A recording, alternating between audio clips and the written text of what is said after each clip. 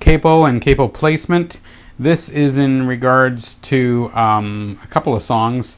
If you listen to Green Day's American Idiot, you're going to hear off that album two songs that run one after another. The first one is Holiday, and the one after that is Boulevard of Broken Dreams. Holiday is in F minor, and so it kind of follows this kind of pattern. Okay. When that song ends, it ends on an F minor down there. Okay. The reason we go to a capo on this particular song, Boulevard of Broken Dreams, is that it's the tone and the feel you get out of open chords. Open chords ring very differently than bar chords. So if I was to do the chords for Boulevard of Broken Dreams just with bar chords, it has this sort of feel. Or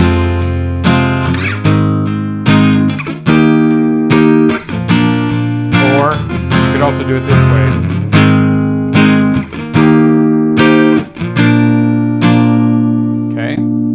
Now, if you do those same chords with a capo on first fret, instead of doing an F minor, your bar would be there and you would be doing that there, right? So your bar would be across the first and then you'd be doing the minor up here. So we'll just do the minor like that. So we're replacing this bar chord with an open E minor. And so the chords become E minor, G, D, and A. If you were just to bar them, they'd be F minor, G sharp, or A flat, either way you want to say that, E flat, and B flat, or B flat down there with the bar here. Okay, now when you do them with open chords, E minor, G, D, and A.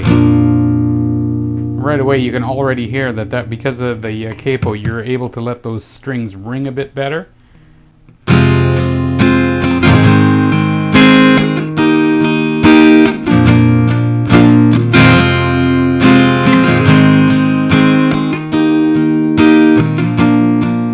Now if I was to bar it again, it would be like this.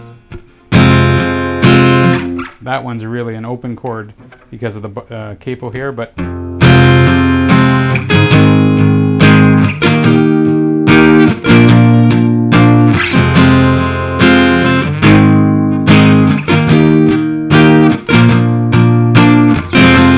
you hear how much more that chord rings out than the other ones because they're all bar chords.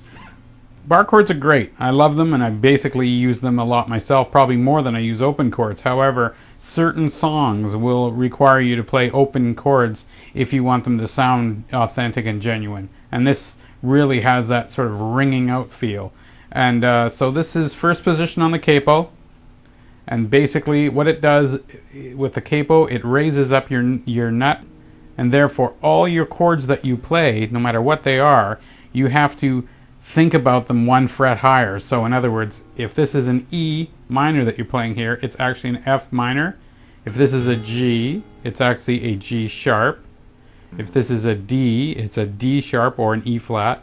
And if this is an A, it's either an A sharp or a B flat. Same thing.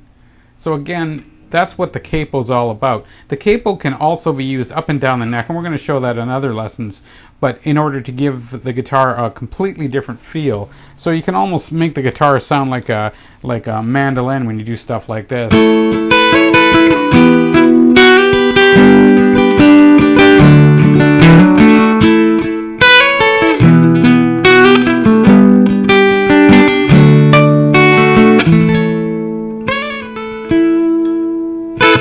Because you're going to stretch or shorten the neck that much more. You can't do as much with it, but it does give you a completely different sound. So if you're ever listening to songs and you're trying to figure them out and they sound like I have a real high voicing to all the chords, chances are they're either using a capo or they're using closed chords way up here.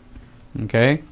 So again, The Boulevard of Broken Dreams, the idea behind that is what they're doing is because the other song, Holiday, runs right into it. So Holiday actually ends and the chords kind of drag on a bit.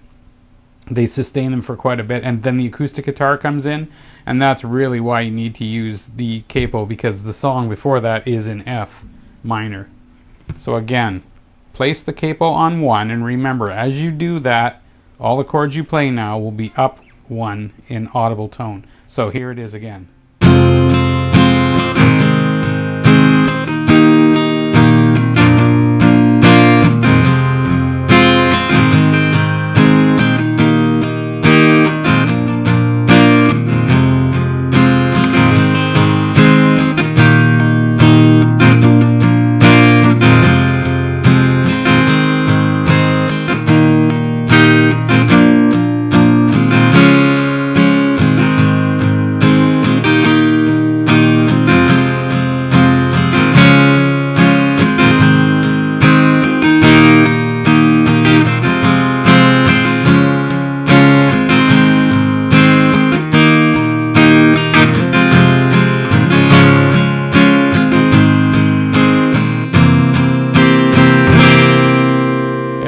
Just for those, if you were interested in learning this song, those chords for the chorus are C, G, D, and E minor, except for the end when it goes C, G, and then a B7. So, and the B7 is like that. Your second finger is up here on 2 frets higher than the capo, so we'll call that second fret for now. So your second finger is on second fret of the A. Your first finger is on first fret of the D. Your third finger is on second fret of the G. The B is open, and your baby finger is tucked here on the first fret or second fret of the first string.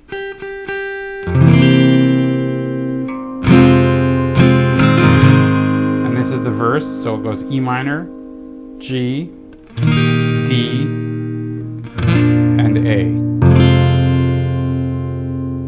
So take care and have fun with that. Until next time when we get together once again for Blogjam, we'll be looking at arpeggiating some more, as well as a thing I like to call stutter strumming. It's kind of a form of galloping, which also we'll be going into a little later. And this one will feature 10 Years After's song, I'd Love to Change the World. So until next time, we'll see you down the road.